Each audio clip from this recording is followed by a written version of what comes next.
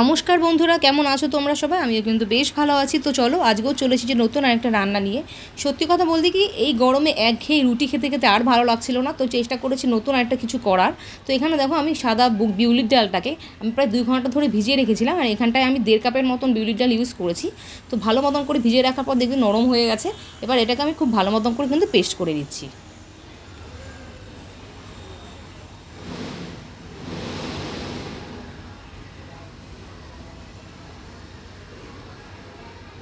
দেখো, দেখতেই পাচ্ছ পেস্টটা তৈরি হয়ে গেছে।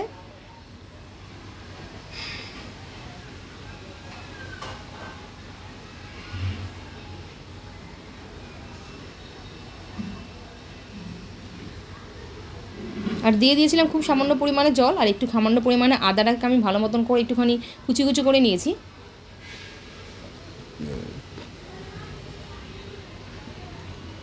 আদাটা দিলে কি একটুখানি স্বাদটা বেড়ে যায়, আর স্মেলটাও খুব সুন্দর আসে।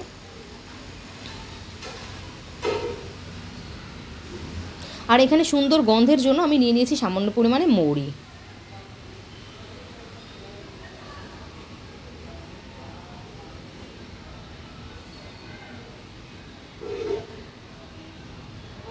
দিয়ে দিয়েছি স্বাদ মতন লবণ।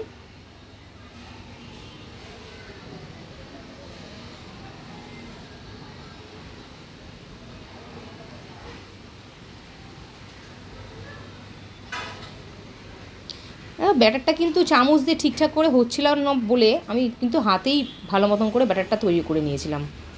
দেখো, দেখতে পাচ্ছ চামচ দিয়ে ঠিকঠাক করে হচ্ছে না, সেই জন্য একটু হাত দিয়েই আর কি ব্যাটারটা ভালো মতন তৈরি করে নিয়েছি। দিয়ে দিয়েছি আবার সামান্য পরিমাণে জল। হাত দিয়ে ভালো মতন করে চটকে কিন্তু আমি ব্যাটারটাকে ভালো মতন করে তৈরি করে নিয়েছি।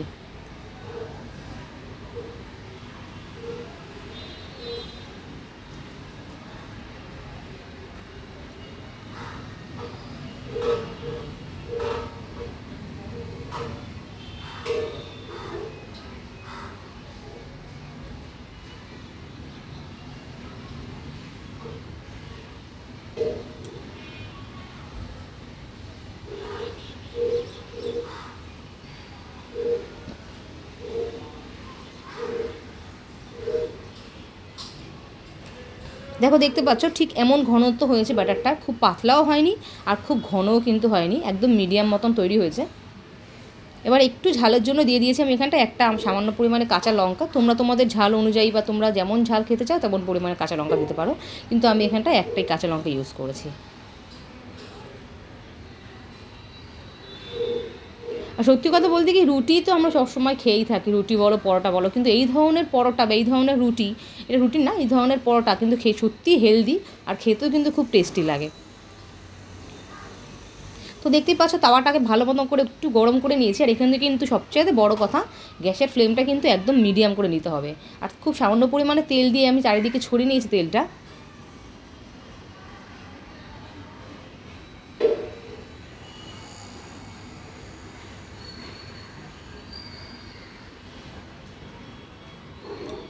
আর দিয়ে দিচ্ছি তৈরি করে রাখা ব্যাটারটা,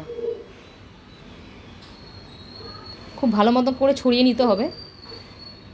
অনেকটা ধোসার মতন হয়, আর খেতে কিন্তু দারুণ লাগে। তোমরা বাড়িতে একবার ট্রাই করবে, আমি কথা দিচ্ছি তোমাদের কিন্তু দারুণ লাগবে, তোমরাও বারবার খেতে চাইবে এই ধরনের পরোটা। আর এই গরমের দিনে এইগুলো, এই হেলদি ফুডগুলো কিন্তু বেশ ভালো লাগে খেতে। এবার কিছুক্ষণের জন্য ঢেকে দিচ্ছি আমি এটাকে।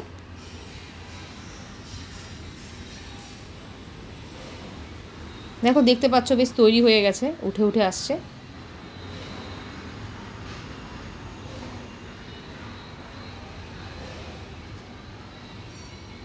এইভাবেই কিন্তু প্রত্যেকটা পরোটা কিন্তু আমি সেমভাবেই কিন্তু করে নিয়েছি। একটু তেল ছড়িয়ে নিয়েছি, সামান্য পরিমাণে ব্যাটারটা দিয়ে চারিদিকে ছড়িয়ে নিয়েছি।